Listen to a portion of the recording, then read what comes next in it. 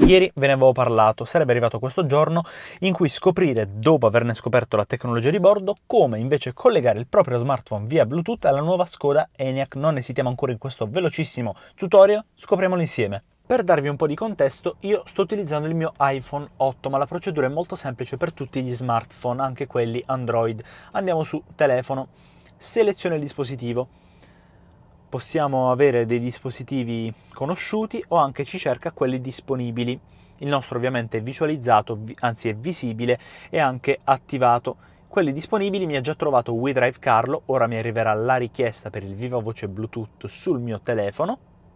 Abbina, abbiamo consentito l'associazione con la password che è la stessa che mi è comparsa sul telefono e ci siamo praticamente già collegati a questa vettura. Oltre a questo, se abbiamo voglia di utilizzare Apple CarPlay, l'auto ce lo chiede in automatico e abbiamo accennato, appunto, abbiamo dato l'accesso per l'utilizzo con Apple CarPlay. Torniamo sulla home, questa è la visualizzazione del telefono con la ricerca col tastierino, con tutti i contatti o con i preferiti, le chiamate e anche la selezione.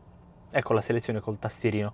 Torniamo nella home, andiamo su telefono, ecco WeDrive Carlo il dispositivo con anche la chiamata d'emergenza e la segreteria telefonica. Una procedura veramente semplice, l'avete visto con i vostri occhi, ora vi chiedo di farci sapere qui sotto nei commenti cosa ne pensate, se avete altre domande, curiosità o suggerimenti. Inoltre lasciateci un like se questo video vi è piaciuto, vi è comunque tornato utile, seguiteci su tutte le piattaforme social che vi vengono in mente sul nostro sito, vi basta cercare facilissimo wedrive.tv.